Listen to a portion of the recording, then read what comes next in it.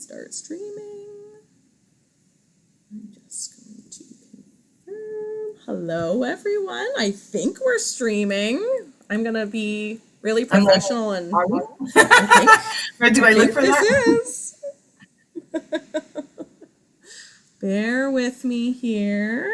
If anyone wants to leave a comment in our... Oh, look, that's funny.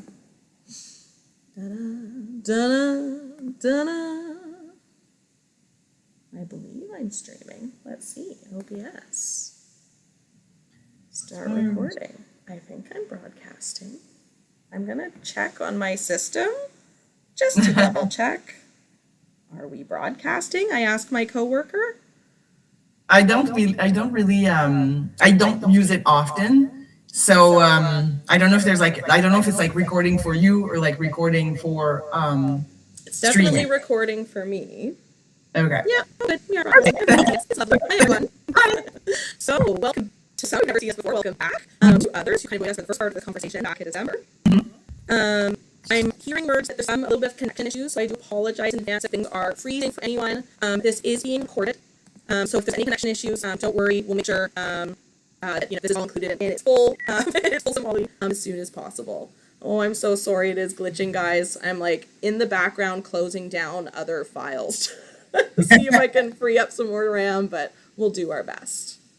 All right, so we're here joined today by Julie Asselin, who's a designer, yarn designer, yarn dyer, of course, and we're talking today about summer fibers, how to choose which yarn to work for our projects, some common problem-solving questions that we ask ourselves, all with the intent of trying to make kind of effortless projects last later on, as all the new spring summer yarns are being released this year. Yes. Thank you for having me. I'm happy to be back. Yes, absolutely. So, Julie, thank you so much for being here. And before we get started, we should probably let people know that what makes a summer yarn for Julie versus Julia might be a little different, because Julie is in Sherbrooke, very close to Montreal, and I am in Victoria. So, our summers are very different.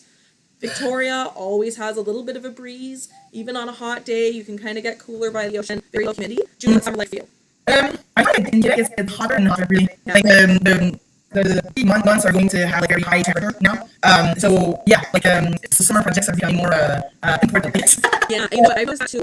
Used to be when I started 8 years ago, not very many people would pass on a summer project. Nowadays, I think most knitters have spring and summer irritating yarn, and why not? It's something on in linen or silk. Yeah, I definitely seen way bigger, which is so great because they're fabulous. So we said summer yarn about 10 times now. What's a summer yarn? Design summer yarn. Okay, so when we talk about summer fibers, from my perspective, so most people you'll think like linen, hair, cotton, bamboo, some silk thrown in there, any of the like viscose, breezier yarns, that are like, I guess like I think that's how people in their head that they think that this has the two opposite, and then some like excuse everything and like almost like wool and like summer fibers, they never interact together. But when I think about summer, I also think about wool, and I do have some garments that I wear this summer, this spring, some tank tops that are wool made, for example, like very sport I use for some projects in the summer. So yeah, so summer yarn for me, aside from thinking of like what fibers you're going to be using, I think what's relevant is like when you're wearing it and what does it do for you. Totally, yeah, exactly. Like, I think you can kind of draw some commonality based off of what a lot of us wear in summer. Most of us when we're creating wear, trying to replicate those sticky pieces in our closets. So, I'm automatically thinking something that I can wear a lot. Things like t-shirts, tank tops, little cover-ups, just a little piece of wool or a piece of silk to wear when my neck to keep off. Often I'm thinking drape and flow over structure. Not always the case, but typical. And yeah, often I'm thinking about, where is this? I mean, I think this is a lot of people. I'm thinking about where is this going to fit in my wardrobe? What do I want to accomplish with this? So, we've got a whole bunch of different summer fibers. They all behave a little bit differently, so we'll touch on that a little bit later. But in general, how do plant fibers behave differently from wool, Julie? I guess so. Generally speaking, like if you're thinking about linen, cotton, amp, they don't really have elasticity. Most of the time they're inelastic, and like I guess we're gonna say stiff, but they're not stiff. The fibers, are grown structured. They grow, they're structured this way. So that's the main difference where how it's going to behave. And like throughout the discussion, we're gonna talk about like needles and gauge. And just when a yarn is, I think that's the main point for me, when a yarn doesn't have a lot of leeway, I guess, I don't know what that would be, then that's like that changes everything about your project, because the yarn is not going to bounce back, you're going to bed it, it's going to block like in a very specific way, so yeah. Yeah, I think that's like the biggest number one takeaway is that wool is the only fiber that has memory. So if you knit anything out of cotton, silk, hemp, bamboo, doesn't matter. Once you block it to a certain shape or you wear it while it drops, it's never going to retain its original shape. Wool, a lot of the times you can kind of shrink back, especially after blocking. Garter stitch will bounce back a little bit. Anything with linen or cotton, especially once it grows and grows and grows. Just like machine knitwear, right? Any cotton t-shirt does exactly the same thing. Yeah. Is there any misconceptions that you hear about people with summer fibers? I don't know if it's a misconception more than I find that, like, so for example, like we have one summer yarn in our line that I consider a summer yarn, is our Lune, which is a merino, but merino is just 10%, but it's a linen silk merino blend. And then people with linen and, just like, as I said, fibers that don't have any bounce to them, they're harder to knit with, they're hard on your hands, which is true. Ish, but also there's way to work with them that's going to make it more enjoyable. So I guess I just want to say to people, don't shy away from it. We'll find a way to make it work. Totally, yeah, and I would agree. Like I would say, anyone knitting with linen, 100% linen, it's not going to have any stretch, any elasticity when you're knitting with it. It is what it is. Whereas with cotton, I think if you get a cotton with a huge twist, correct me if I'm wrong, Julie, but I feel like you can kind of almost replicate that bounce a little bit. True. Yes. Like it's cotton can be very comfortable to knit with, and I was going to say again, like yarn structure makes a lot of difference, and also we're going to talk about that later. There's some, like, if you do some fiber blends, depending on how the yarn is blended. And then now I know this is a little technical, but it's just something that pops into my head. Like you have some yarns that are, for example, like cotton wool, and then they'll be like brushed and blended together. That's different than having, that doesn't really exist, but it's just for the example. No, I'm sure use something that exists, but there are like some yarn as in the position, you'll have like cotton blended with wool, or like another plant fiber blended with wool. But then you also have yarns that have one strand of cotton, one strand of something else, one strand of that, and then it doesn't behave the same way. So when they're blended together, they're sort of like married to each other and they influence each other. And then if it's strands of fibers, of different fibers put together, it's not the same thing. Like if one of them is inelastic, then that's what's prevalent. Totally. And I feel like, Julie, just so you and I are keeping track, I think we're kind of transitioning into the next segment here, but because I think the point, blending down fibers is so important. Something can be like 30-30-30 silk, cotton, wool, and that can mean a whole bunch of different things. That could mean that it is a strand of wool, a strand of cotton, and a strand of silk that have been plied together. It could be that those fibers have been carded together and then plied. It could be that you have a cotton tube with silk and wool fibers blown into it. Yes. Right? So which is fun. Just those percentages. You really have to like zoom in on the picture, take a close look at the fabric, and take a look at what is this doing. Because a lot of times, sometimes if I see, part cotton, part animal fiber, a lot of, when we're talking about those three plies being twisted together, that can mean sometimes a splitty yarn. Working with it. Oh yeah, of course. Yeah. Right? Because you've got different like energies within those plies, and they don't always want to behave together. Like if you've got, they're not going to mix together. No. Yeah. So you could have like a splitty mess, but if you've got everything's carded together, whatever it is, it can be a dream to knit with. So yeah, you really got to play around. And then again, this might be too specific, but if ever we have some people who are really interested in how it works, like I'm thinking, and again, it's just, from what I know is the yarns that we produce, these are the ones that I know best. For example, our summer yarn, they have like several strands, and then some strands are there to kind of hold it all together. So that even though, some of it is like not blended together, they're not splitting. You really need to look at how the yarn is made. Yes, And then, totally. you can even like untwist it. You untwist a little bit of you untwist a little bit of it, and then you look at how it behaves, and just what does it look like. Yeah. Yeah. And how, and like, can we talk a little bit about loom? Like, when you were designing that yarn, did you have to do a lot of different iterations of it before you got something that you were happy with? Yes. So, and that's like, again, that's technicality. So the mill that we work with, there's things that we can, like, there's different things that you can do with them, depending on the machines that they have, or like the way that they process things. And with this yarn, you can do many things. It's like you can blend fibers together, or you can add in strands, like single fiber strands to do things to the yarn.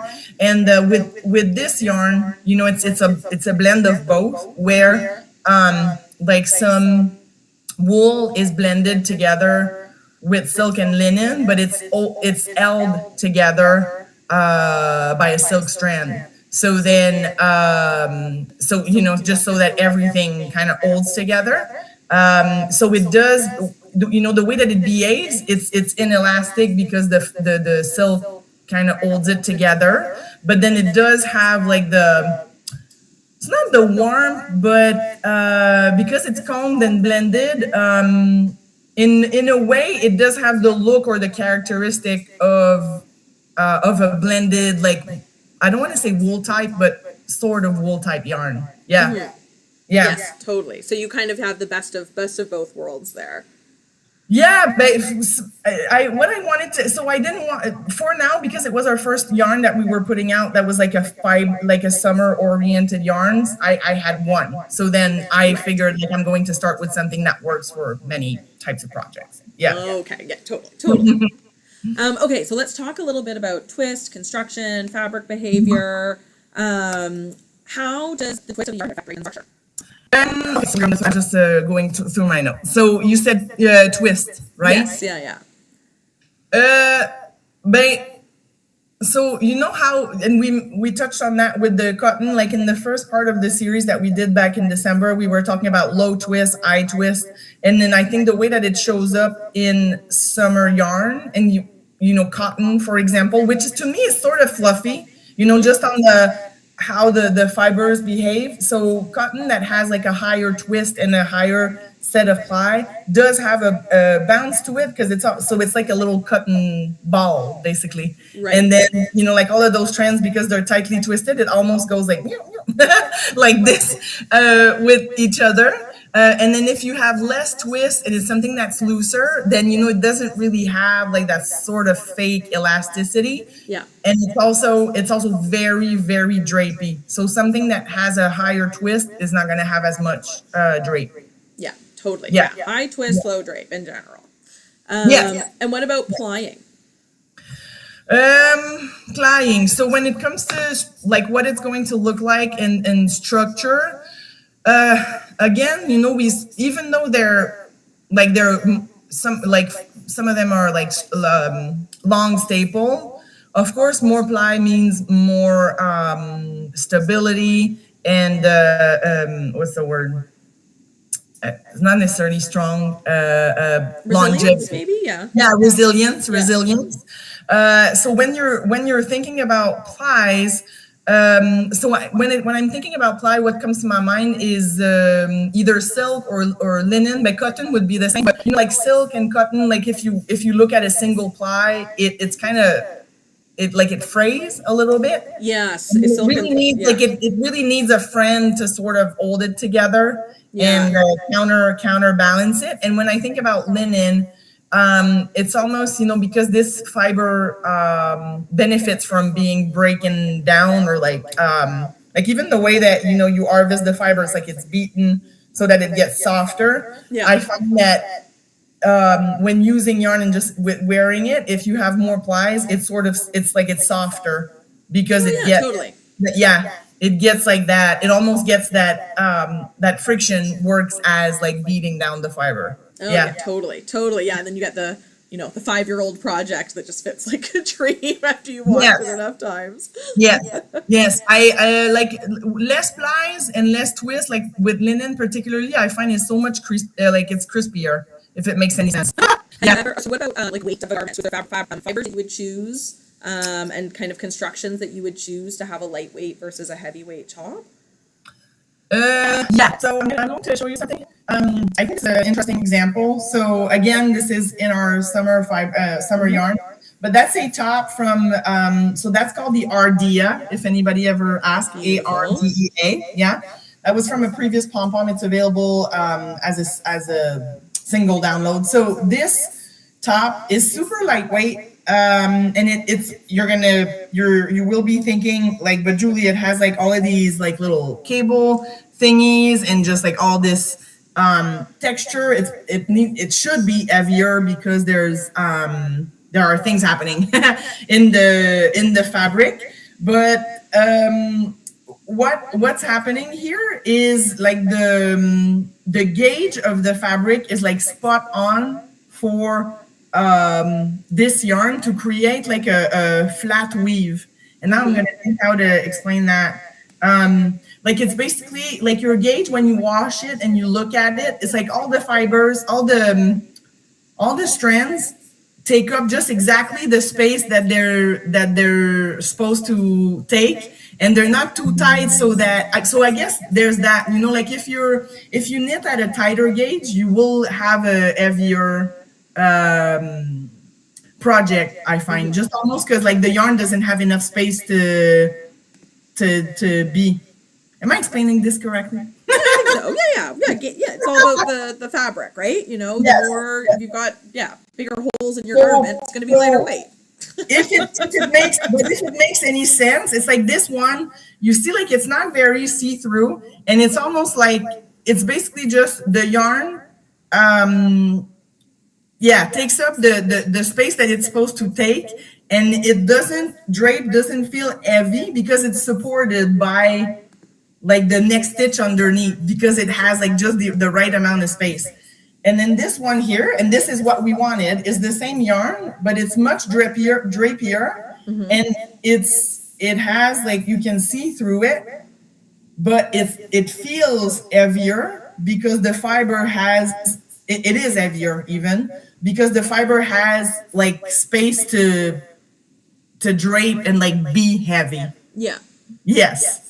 I hope I'm explaining this correctly. So it's translating. So this is the main thing that I think about when it comes to like gauge and just how fiber behaves. I want to interject very quickly just to address, I've just hopped over to the YouTube comments, and unfortunately there's something going on with our audio and video syncing. I'm clicking around in the back here, but I wanted to let everyone know, unfortunately for Julie and I, there's only so much we can do midstream. I'm not sure. I think kind of this has to do with the internet and everything that's happening, but our recording, as I said, all those of issues will be fixed in the final version. So I apologize for the viewing and listening quality on this live stream and live technical errors. Okay. Well, so if it's too difficult to leave a question, and right now we can't be interacting with you, I guess leave some questions, and we'll be happy to answer them. Absolutely. Okay, so let's transition, since you were just talking about kind of gauge and stuff and those fabulous samples, let's talk about needle size, gauge. I think this is where a lot of people, a lot of summer knitting can go wrong. A lot of people get a little bit confused because I think the gauges for summer fabrics and summer garments are so different from most woolen garments that it's often, it just takes a little bit of a change in perception. And the other thing too that I will say is some people look at swatches of summer fabrics and kind of freak out when they see that they are a little bit more see-through than they thought. So let's talk about this. How dramatically does needle size change your fabric? Oh, in summer fabric, a lot. Yeah. And I find, I don't know for you, but I find that when you use a new yarn you've never used before, you will have to do maybe more than one or two swatches to see where you're Totally. going with this. Yeah. Yeah. Yeah, Yeah. and that's one thing, like, I think, we're gonna, again, as we kind of go through the rest of this, when we're talking about choosing yarns and stuff like that, sometimes when I have a new yarn in the shop, I will tell my testers, like, swatch it to the end. Like, swatch it at the tightest that we think it can go and the loosest we can possibly go. True. True. Rather than being project focused, if I'm really looking at exploring a particular yarn, because sometimes I think, oh, this is going to perform the best at, a DK gauge. Yeah. And then on a whim, swatch it on a 5 millimeter. And of course, there's drawbacks with resiliency and stuff like that, what we'll talk about. But I've been really shocked at how far you can push that fabric. True. And it just popped into my mind. I don't, I do it at home just because we design yarns and I have to do it. But maybe like if either for yourself at home or if you are with your knitting group and you're a group of people that knits together. But I was thinking, like with, and it can be done with summer projects or just any projects that you do. Like you have some leftover yarns, like maybe you and your friends can make different swatches to kind of have like a bank of like what to expect with the yarns that are available at your local yarn shops. That could be a nice thing to have as yourself or as a group of people together. Yeah. But I will say that's one thing we're working in a yarn shop is really fabulous because we often share bits from the ends of our projects. Or if I've got a leftover ball from the shop or whatever, if we have staff that are thinking about, it's like, oh, here, throw a bit of this in part of your swatch. Let's see what happens. Because I was thinking it's not like you're gonna buy a skein of yarn to like make a bunch of swatches with it to see what happens. Yes. But after you completed a project, maybe you can use some of the leftover that you have to see how it behaves. Like if it's a yarn that you like, then you'll know for your next project. Absolutely. Yeah. I think anything, any swatching that you do will result in some learned knowledge always. Yeah. And maybe it takes up too much space. It's not everybody that can do that, but sometimes if you can keep them or maybe take a picture and, like maybe even if you reknit something, just take a picture, take some notes.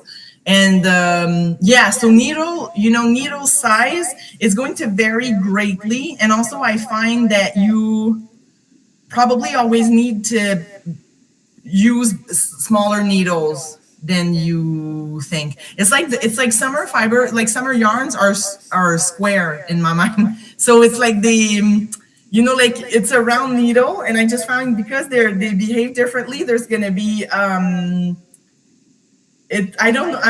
It's just how I envision it, but it's almost like it has more loose space between the needle and the yarn.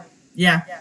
Oh yeah. Okay. Yeah. So you're saying to get it has to do with like no bounce, Yeah. Because so what you're saying is to get like a really consistent, firm fabric, the needle size will have to be smaller than you expect compared yes, to when it comes, we're just talking like, oh, I want to see like what this yarn looks like. I personally call that, I don't know that other people call it that, but like I call it like a flat fabric. And that's what I was saying earlier. It's like, that would be the gauge where like, it's not transparent. And like all the fiber or all the strands are where they're supposed to be. That would be like its normal gauge. For its normal gauge, it's probably much tighter than you would think it is. I agree, especially, and I will say, as a yarn shop owner, especially with cotton, because cotton is heavy. I often see yarn companies say that you can knit a cotton on a bigger needle than I would personally recommend. I think that's the number one thing I see more often than not. Is I look at the ball band and like it doesn't matter where the cotton is made, what the company is. I'm looking at it and going like, sure, you could knit it to that, and then it's going to be an extra large within a week, right? Like it's like you have to knit, especially cotton in particular. You have to knit it tight enough in order for it to have structural stability. True. Yes, it'll feel softer if it's looser, but yeah, it's just going to grow and grow and grow. Oh, and also I find that that's again, I'm going off track a little bit. I find that with summer fibers, like I'm thinking cotton, linen, they're just slightly easier to not damage, but I mean when you snag your summer projects, it's not as easy to bring it back or like repair it. Repair it, yeah. So yeah, that's something you need to think about. Like loose is not always better. Yeah. Let's talk about linen, which is like I would say probably the number one fiber that gets asked for in my shop right now, either linen or linen blends. Yeah. Linen, are you as worried about growth and stretch? No, but it depends. Again, it depends on how the yarn is made. But if you see that when you look at the yarn and if you see it's like a firm structure, and your swatch, you can see that the fibers are relaxed and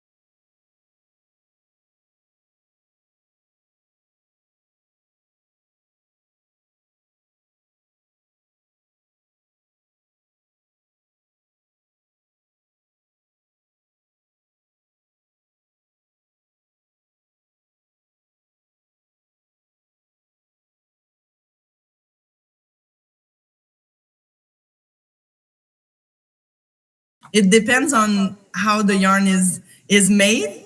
But if you see that when you look at the yarn and if you see it's like a firm structure, and your swatch, you can see that the fibers are relaxed, and there's like, let's say we're talking about like a t-shirt, and you can see that when your fiber is washed. Yeah, that's what I was talking about earlier, especially with linen. I find that like you knit with it and it looks it very stays together, and it like concerning, I guess. But then it strands takes its place, and it's not like wool where it's going to fluff up concerning, like, I guess. All the but then it's more like it's going to, and it's not like wool where almost like a tape. It's like the yarn. The yarn is gonna go, and then it it will it's going almost to like take a tape, some you know, it's like the yarn space, is gonna but go not like in a in a bouncy way, more like in it is. It's a, totally flat. I guess, flat. Yeah, I the don't know fibers how don't to, yeah. poof out like in a no, roll. they go They'll kind of yeah come out. Yeah. they go like this. Yeah.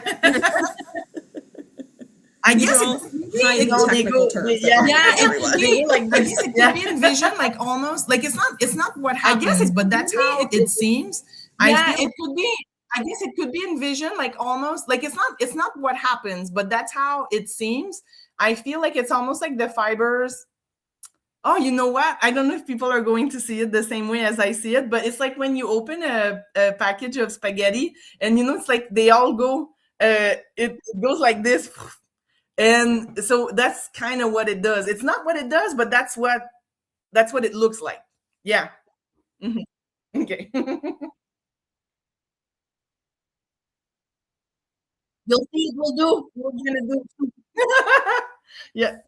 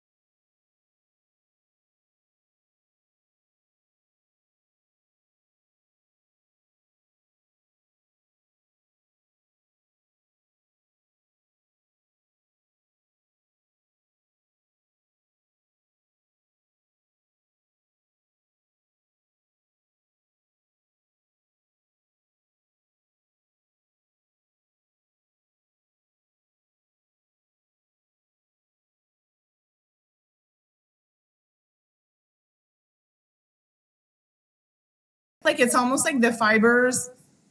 Oh, you know what? I don't know if people are going to see it the same way as I see it, but it's like when you open a package of spaghetti and you know it's like they all go it goes like this.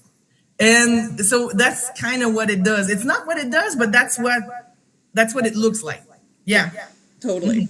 Maybe your look, then you know maybe you want to knit a certain pattern and you want the fabric to be different than what it's presented on the pattern photos. Yeah. Then you know you'll go down a side. You'll have to do some modifications. What I guess I want to say that you'll probably have more mods to do than if you were to do that with yarn. Yeah. I mean, If it's a garment. It's always okay. I Yeah. guess I see Yes, why quite like often, more in the sense customers that coming into the shop and they're like, yarn. you know, what It's a garment. happens if Yeah. I go off gauge? And it's like, you know, most of the time it's probably fine, but you just have to open yourself up to questions later on when you get into shaping. You know, is the number of is the armhole going to be the right length? That's the first thing that comes to my mind. Like if it has a arm, both Julie and I are like, that's the first thing that comes to my mind. Like if it has to look at this. Yes. Okay. So that could be that. Like you would need. I guess you would need to have like a little a little. Yes. Okay. So that could be that. Like you would need. I guess you would need to have like a little bit of calculation to make when you do your swatch and you wash it, you block it. You'll need to see like how many increases they're having you do.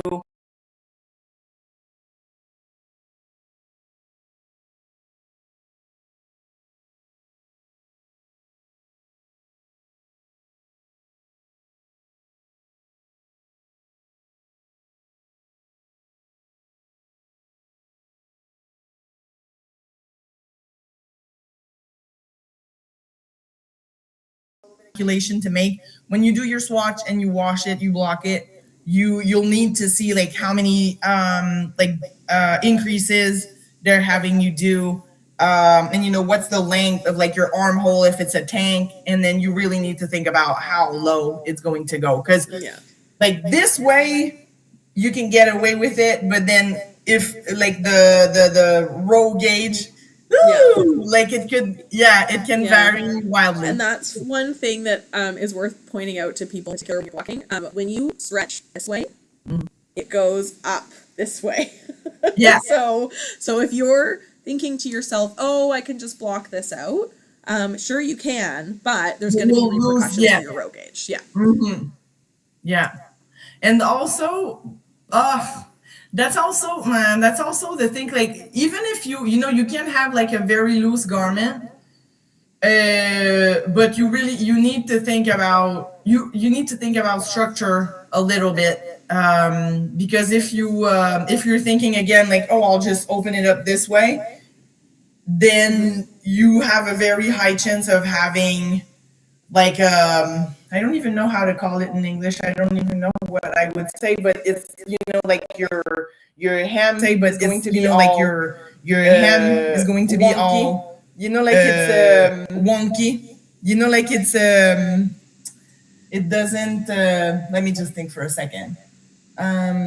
Yeah, if you're thinking like, I'm gonna knit this loose, or I'm gonna block it out, or like I'm just gonna change the gauge, the looser it is, the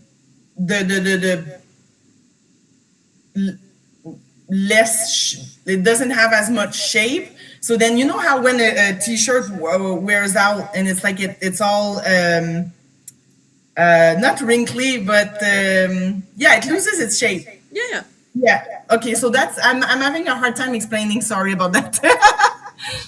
Yeah. Yeah. And actually, that's a good segue too. Can we talk a little bit about garment construction? How does the construction of a piece affect, drape and how it's going to behave?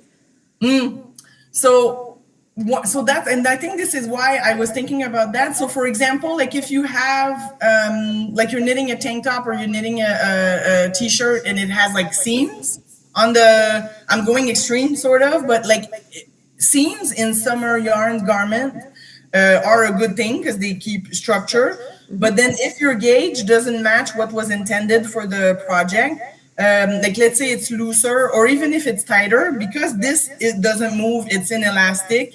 Like if it's tighter, then you'll have like a straight sides, but then it's gonna go up. And if it's looser, it's going to be straight, but then it's gonna go down. So you really need to, if it has seams, you really need to think about gauge. You cannot play as much with it as you want. Yeah, totally.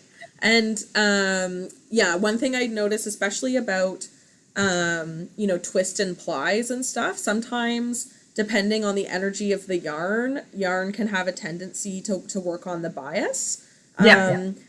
If you have a yarn that you love that's biasing a little bit, I would recommend working in seaming versus in the round, because seaming is going to help keep it straight a little bit.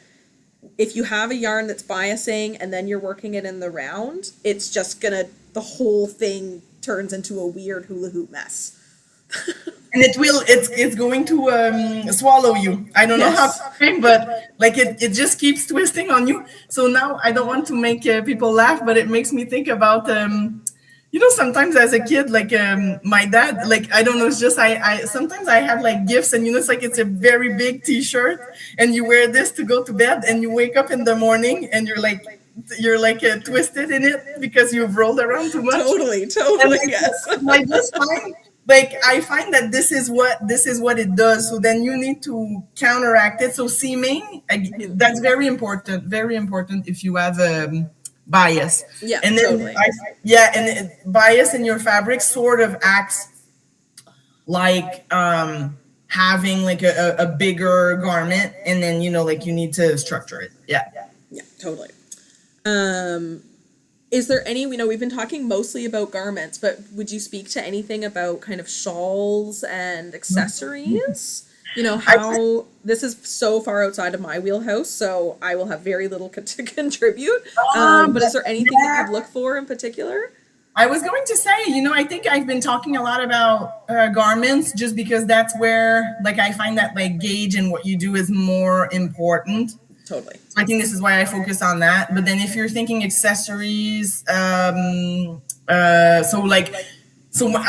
think about summers, there's many shawls. And then I guess it's just, if you look at the fabric that it produces and you like how it flows and how it looks, then, other than if it's tighter, then you need to make it bigger. Or, like your shawl, if you don't mind it being very, very big, then you don't need to worry about it. But Yeah, for it's totally. not Like, and it's like, especially when you're thinking about how you wear pieces, like, exactly. you know, Mhm. a shirt is hanging on your body. So even when you're wearing it, whenever you're wearing it, gravity is going to have its effect. You Yeah. could make a shawl that technically might be too loose and gauged to have structural stability, but if you're wearing it wrapped around your neck every time, and you're careful with it and you're not stretching it, well, does it need to be the most resilient thing, right? No, Yeah. no, that's it. And then, but yeah. But again, for I guess practicality and just wanting to keep it for a long time. Again, how you use it, you need to think about it. Exactly. But gauge, other than if you wanted to be a specific size, you don't need to worry as much about it. Yeah, Yeah. I'd agree. Unless you are playing yarn chicken, in which case, Yes. yeah. And the other thing I'll say too, like actually, never mind. I'll save this comment for later on. I was going to say I'm a klutz, so I always make sure that my projects are What? fairly resilient. But no, I understand. I understand. I'm the same. Do you approach swatching differently depending on what fabrics or what fiber you're using? Actually, yes, yes. I was going to say it again. It's not gonna sound fun, but it goes back to what we were saying. I guess it's just for me, but like with linen or amp, I'm going to. I don't know why. I was like, Julie, you need to think about this. But for cotton, I'll make like maybe one or two swatches to look at it, and then for amp, linen, silk, sometimes I can do 3-4 swatches, and maybe that's just my brain that wants to see how it behaves. But I guess I make more swatches with summer yarns in general. Ooh, that's Yeah. interesting. Just maybe because it could be that my summer garments I have not more characteristics, but yeah, I guess I want my role is to be I want it to be breezy. I want it to be wearable. Maybe there's a couple. I guess maybe I do that because there's a couple more variables that I want to look at. Yeah. Yeah, that's fair. Totally. So that's one part. But then when I one thing I'm going to say, and then I don't know if you have a particular thing you want to say about that, but I always knit it maybe even sometimes maybe you can do like a slightly longer swatch, but you can use two different needles, if that's a good trick. Like you don't want to do two swatches. I like to look at like a tighter gauge and a slightly looser, and then it helps me make a better decision. Yeah, I've definitely done that, especially with summer fibers, especially when we get into blends, that I'm a little bit more worried about the draw. Especially like there's a lot of yarns where you see linen and cotton blended with plant fibers like bamboo or viscose, and those have a lot of propensity to grow. Yeah. So so I would always try to hang those to see how the swatch is going to behave when it's on me, like when I'm wearing it. And it's always helpful to have a swatch that has a little bit more weight to it. Yeah. So doing those long swatches where you're going, transitioning from a 3 to a 4 millimeter, Yes. Is it the best technical thing to do if you're trying to get your perfect gauge? Probably not, but I think it gives me a better idea of how is this fabric going to behave in the garment or in the project. Definitely. Yes. All right. Is there anything that you want to so I was going to say we should talk about our checklist. However, I did we talk about this? Like, have you? No, did we? Maybe I forget. Have you ever had a yarn behave differently than you expected? Oh, please, yes. Have you ever had a yarn behave differently? So I was thinking about it. I'm trying to think. So I can't really think of something, and I will say I don't know if you have a particular story. I'm trying to think back. So what I'm going to say on this is just I guess the more you swatch, the more you knit with different types of fibers, Yeah. the more you'll be able to predict. And then this is where I was going. Is just I have it's just personally I have so many swatches that now I guess I know most of the time what's going to happen. But do you have a particular story? I was gonna say I have definitely been surprised by bias in different yarns. Like Mm, there are some yeah. times where I've knit. I'm trying to think. I'm not gonna say any brand names, obviously, but I knit with a camel silk a few years ago, and I was like super super excited about it. Was gonna bring a whole bunch into the store, swatched it, and it biased like crazy. I could not believe looking at the yarn, like there's a relationship between bias and twist and everything, and it has to do with the energy in the fiber. And I was like looking at the yarn versus looking at the swatch. I was like, where is this bias coming from? And I think it had to do with like the twist in the plies before it was plied or something like that. And then vice versa. I've had other yarns that I've looked at which are, weird fiber combos that are super high twist, and I'm like, oh, this is gonna bias, and then I block it, and no, it's pretty okay. And sometimes sometimes it's almost hidden in the fiber construction. And how are you to know? Like it's Yeah. yeah. And I think that's like one thing that, that Julie and I can talk about too, very, like, just to touch on very briefly, which is like the reason why so much of what we are saying has these little asterisks and caveats is that there's only so much that we as makers, as knitters and crocheters can learn about the yarn when we're looking at it in the ball.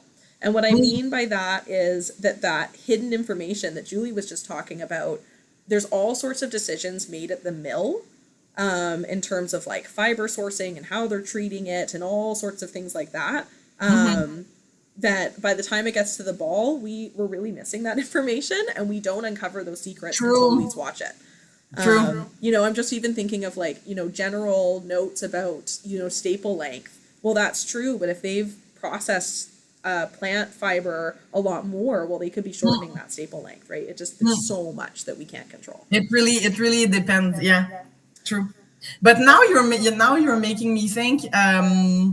I want to. So I did a series on some of the yarns that we offer many years ago, and I was thinking of like revisiting that and almost like updating them, even because I myself, like as a yarn maker and like a knitter, like we're always growing. Yes. And not necessarily that I change those yarns, but more that I'm thinking you're making me think that maybe if I do like new blog posts, is I would add like different informations so that people know what's really going on like inside the yarn. Yeah, totally. Yeah. I know. To the like 12 of us that are like real nerdy. I'm just kidding. There's at least 24 of us. I'm sure. Yeah. I'm sure. Okay, I'm going to do something. Oh, actually, there's two things. I have a question for you, Julie.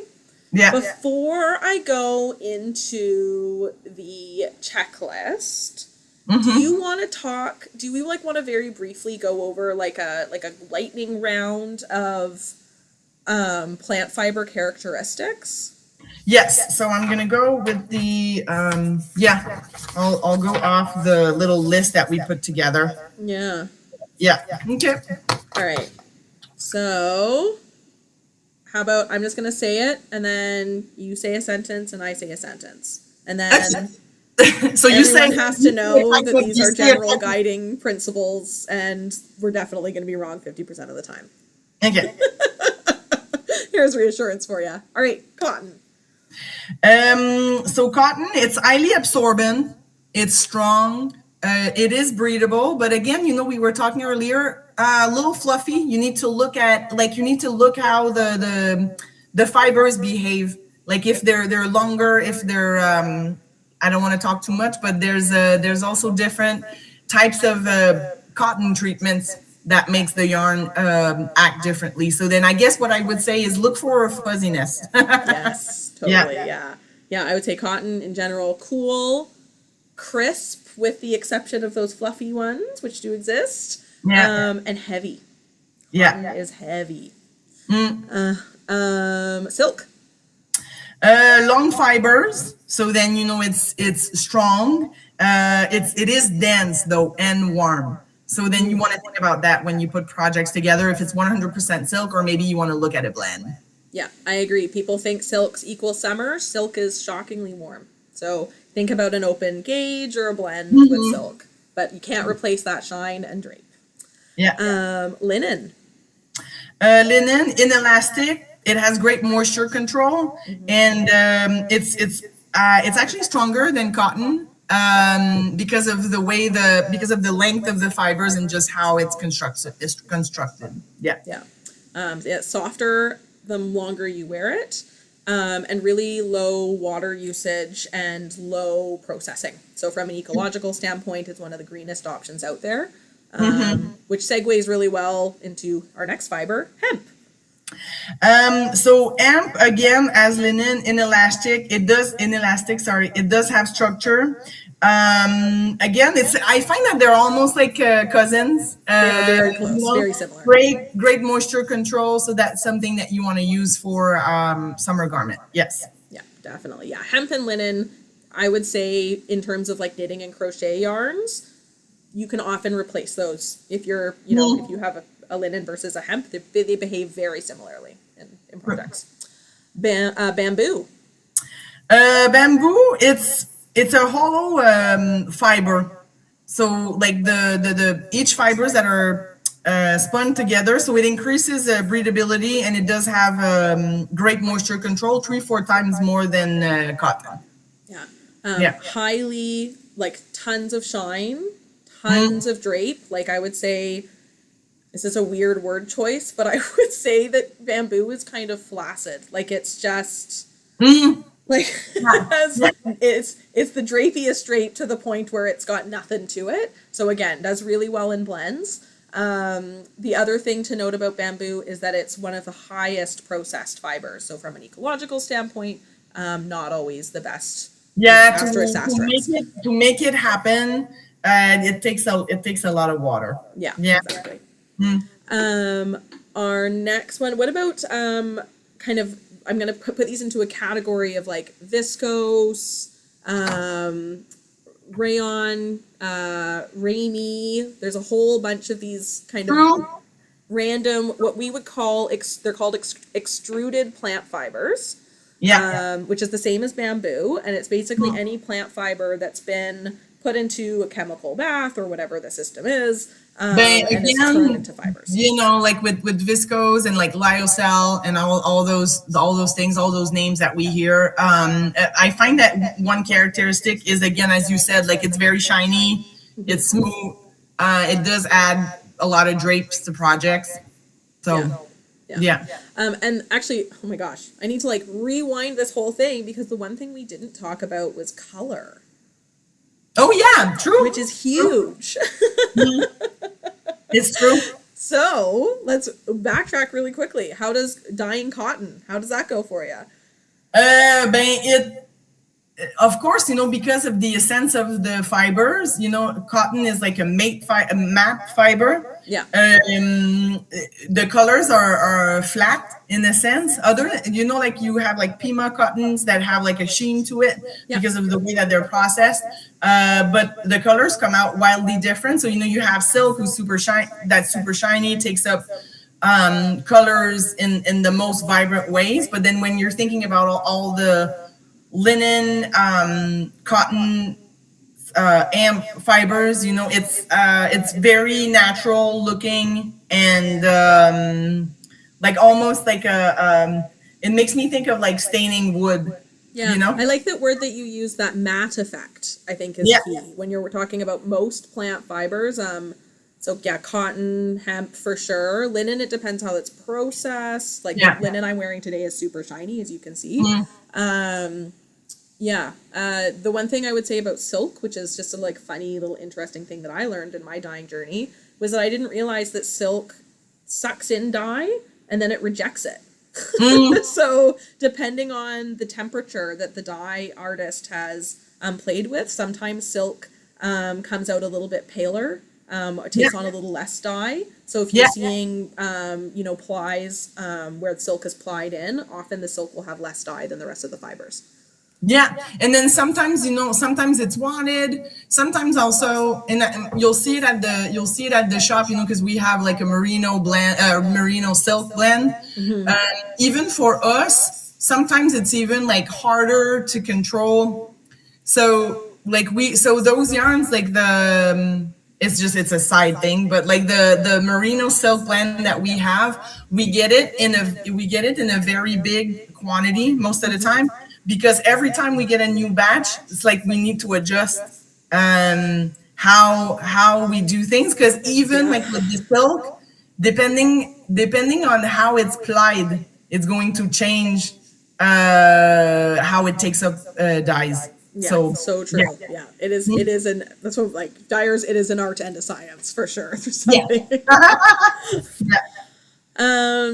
All right. Any other things that we want to? Oh, actually, there was one more thing that I wanted to touch on very, very briefly about Yeah. summer fibers, which was mercerized cotton, Okay. which I get asked a lot about. What is mercerized cotton? Julie, do you want to touch on that, or do you want me to? I was going to say, so right now I was looking at another point. Do you wanna start, and then I'll add a couple of things to it. Oh, sure. Yeah, I was just gonna say mercerized cotton. People often ask what the difference is. Mercerized cotton is cotton that's been coated in a sheath of plastic, and so it looks shiny because it has been coated in a petroleum product. That's why it looks so vibrant. The colors often look richer, but it won't absorb anything. So don't make your dishcloths of mercerized No, cotton. no, Save that for carpet. and I was going to say sometimes, like, just for the just for the sake of not, I don't exactly know how to say that, but just for the sake of what it is, like, okay, like, this is how it's made and here's what it does. But for mercerized cottons, like, like, a lot of times, like, in embroidery, like, you do want some, depending on the projects that you're doing, you want to have like that bright color, but also like that, I guess, that durability, or that, yeah, because it does add that to the fabric. But for, again, dishcloth, no. And it comes off like if you Yeah. wash your mercerized cotton thing in hot water, you're melting away the mercerization. So you need to you need to be careful about that, and you need to, I find that this process affects, like, like a high, if you have like a mercerized cotton that has like a very high twist, the yarn becomes really hard. Yes, totally, So totally. Yeah, yeah. I would agree. I would almost like. We're not even touching on the obvious ecological issues here, but for many reasons, I would personally stay away from mercerized cotton for my garments. There's just no reason to do it. I think. Exactly. There's no benefit. Yeah. Okay. Anything else before I transition us I here, don't Julie? think so. So that's why, like, I was looking. That's why I was like, you need to start, because my brain was elsewhere. But I was looking at my notes, and I don't think so. I was liking before, just that little note that you left before the checklist. So we're swatching for fabric, not just for Yes. matte. So then you want to, So true. with summer yarns, you want to achieve a fabric that you enjoy. Yes. And then it might involve switching up your pattern mat a little bit. Totally. Yeah. And I think that's the thing is like there's so many patterns out there. Mhm. Before you start switching out things, like I would go down the rabbit hole of choosing a new pattern before doing all the Changing crazy gauge math and stuff like that. Especially if of course, it totally depends on what pattern you're looking for. But if you're looking for like a simple summer top or like You a have many tank or a choices. cami, there's so many out there. There's no reason to go I down think that maybe, path. there's a yarn you like, you make a swatch, you like your swatch, then you go with that swatch, and you find a pattern. Yeah, totally. Mm. All right, I'm going to do something very brave and share my screen. Da-da-da. Da-da-da. Window. So I think we are good. This is done. All right. So hopefully everyone can see this. Oh, there's nothing to show here, it says. Let's see. Stop sharing. Bear with me here. My little screen didn't want to open for me. I'll do it now. If you don't mind, I'm sitting in the sun. I'm just gonna go open I know I've been seeing the sunspot follow you. I know, and then I'm like, Julie, this is not working. We don't see your face anymore. Actually, I want to say I think that happened on our last stream, Julie. About like 3/4 of the way through, it switched over.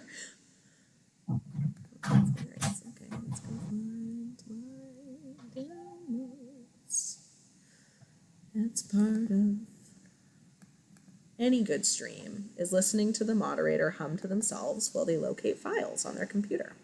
I think that's what you've all come here to watch today. Oh, I know what I've done. I know what I have done, my friend. Bear with me here, everyone. In an effort to help our syncing, I closed out of my Google Drive, which is where all my files are kept. So I was like, it's like, oh, I can't find your file. Oh, I can't find your file. Oh, that's because. So can you open it again? Hold on. Where there's a will, there's a way. And of course, the benefit to most people watching on a recording is that I can cut this out later. But if anyone needs to run to the washroom or refill their coffee, now that's our little time. Exactly. What have you been working on at the moment? Oh, what have I been working on? I'm kind of in a funny. I finished a whole bunch of small projects, and now I have cast on itis, and so I'm swatching in a hemp. It's called Hempathy by Elspeth Lavold, and it's like a hemp cotton viscose blend. And I'm just gonna do a little cami, I think. But then I'm also swatching Let Lopi and knitting for all of Soft Silk Mohair for like a winter project. So I don't. You're very good. Oh, I tried to remove the sun from my face. It doesn't really work. Okay. Oh dear. And what are you working on right now, Julie? I'm working on. Hey, I'm back. I'm working on a sweater knit out of Nurtured. So my project, it's most of the time it's not based on seasons. It's mostly what I want to work on. Yeah, so that's probably going to be for next fall. But in the fall, exactly, yeah. But I'm going to be. I might be fairly quick. We're in February. I wonder, like in March, I'll probably wear it a little bit. We'll see. Yeah, all weather dependent, right? Yeah. All right, here we go. I have my our little document here. Yeah, hold on. Let's double check and make sure.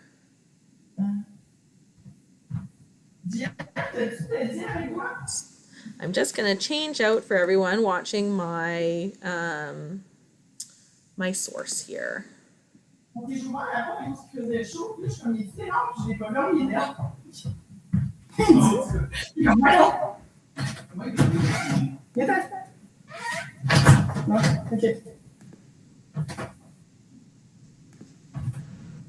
Oh dear. Okay, much better. Okay. But we see what's on your screen. You can, but can the folks on YouTube? That's my question, but it's okay. I'm working through it. Da, da, da.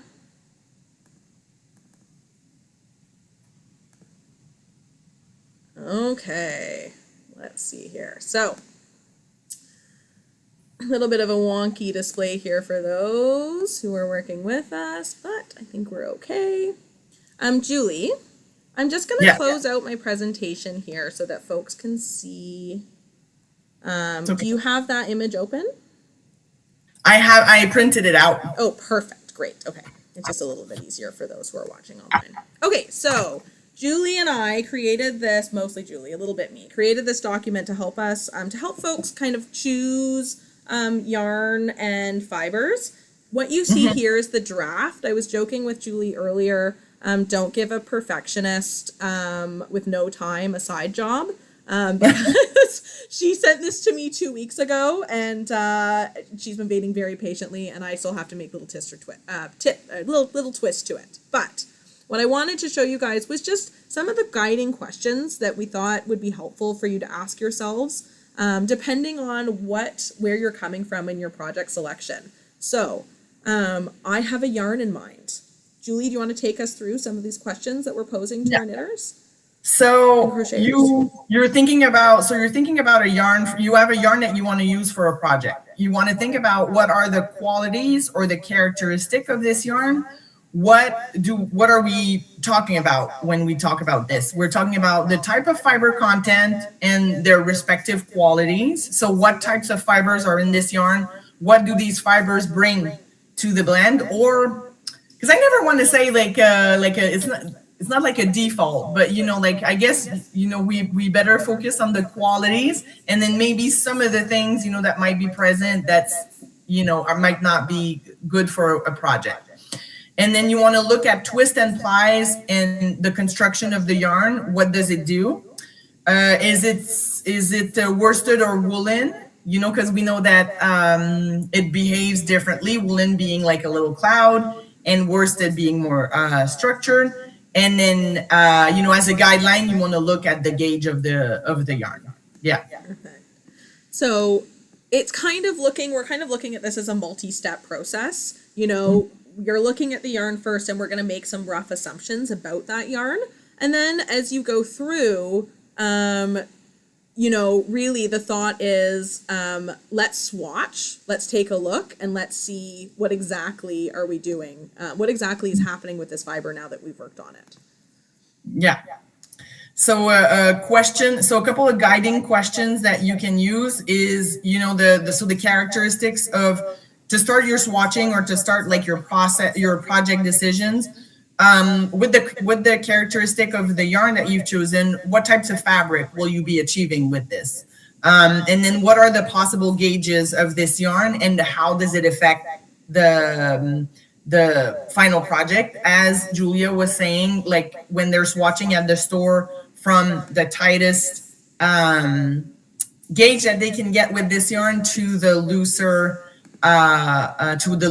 gauge that they can get with the same yarn, it's going to make a different fabric. And then what kind of project does this fabric that I've created lends itself best? So now that I have my fabric created, maybe I've chosen which one I prefer, and then what kind of project can I make with this type of fabric? And then at the bottom, we've just added a little thing about some swatch study notes, just a quick reference, the needles you use, the gauge before and after the blocking, how you blocked it, and then anything that happened after about wear, abrasion, did it drop, as well as additional notes or fabric qualities that you wanted to make for yourself. Yeah. So, obviously, this is not for every single yarn in your stash. It is not for every single project that you're going to do, but there are some times where we have these really special yarns or yarns that challenge us or excite us in a new and different way. And that's when I think that, doing yarn studies is really fun. And it's also something to do with a friend or a group. Yes. You could swatch different yarns, and I talk about it as it could be a swatch club instead of a book club. Did we just invent something, Julie? I think so. No, but it's just that when you learn about, like, it's for me personally, it's like in your fiber journey, to learn how yarn behaves in any type of projects will make you a better maker. And again, I was telling you can come to the yarn shop with this sheet and say, okay, here's what I noticed. I'm going to make happen. But when you make like a swatch study and you learn new things, it's mostly that when after having done these steps, you'll be, this is a learning process. So then you'll have these information in your head, and you'll be better equipped to choose your yarns and projects later on. Yeah, exactly. All right, so the other image that I have, and this is one that's going to change a whole bunch before we send it out to all of our watchers, is the flip side. So rather than starting with the yarn, we're starting with project design. So again, it's not every single project cast on, but sometimes there's ones that have a bit more weight in our queue. So Julie, you want to go to the question we want to pose for ourselves? So the first part of the choosing yarn for a project is want to ask yourself, what are my goals for this project? What type of fabric will achieve this goal? So, here's what I want to do. What type of fabric should I be creating? and then which yarn characteristic makes this fiber so light. So basically starting from the bottom up, from bottom to top as opposed to what we did earlier. And then, so the yarn characteristics that make the fabric that I want, what type of gauge do I need for that? What does the pattern call for? And then does the yarn that I have chosen create this type of fabric? So this is what you want to look at. I'll just recap it briefly. So what is your goal? What type of fabric will achieve this goal? What characteristics should I be looking for in the yarn I'll be choosing to make this fabric life? And you need to think about gauge, and does the yarn that you've chosen will work with this gauge to create the fabric that you need? Exactly. And the rest of this page is just some quick notes and guiding principles that we've talked about with you guys in terms of things to look for, what's going to affect strength, longevity, warmth, hardiness, as well as an outline of some of those characteristics that we discussed about different animal fibers and plant fibers. Mm-hmm. And also, that's just a note for us, but I was going to say, Julia, I'm looking for strength, warm, hardiness. I was thinking there might be like one or two other points that we could add to that, if ever you think about like questions that people have to look for in projects most of the time. Yeah, totally. I'll happily, and yeah, if anyone has anything that you want us to that we haven't addressed, let us know for sure. Yeah, we're always happy to make those little adjustments needed. Well, we are now. I know, our stage sun is out. You ready for our spray and our knits and crochets and garments and projects? Is there anything you feel like we haven't touched on? No. What is the fabric? Yeah. So it's mostly a recap. It's just with some yarn. You want to use the fabric to your advantage to create the fabric that you need. And it's something that's more critical with some yarns because they have more like defined characteristic, I guess, or like a set expectancy to them. So that's you need to work more along those lines. I guess it's not structured. We could say animal fibers are a little more valuable than average plant fiber. I think it's a general basis. I think that's a great, and of course, swatch. One thing that I close on as well is don't be afraid to combine crazy fibers together, like people holding fingering weight wools and alpaca or silk mohair together a lot. There's no reason you can't do a fingering weight linen blend or total plant fiber with that silk mohair. I also like, I like sometimes in the summer, I like to, like, if you're going for weight, I like to do like lace weight wool in the with other fibers. Yeah.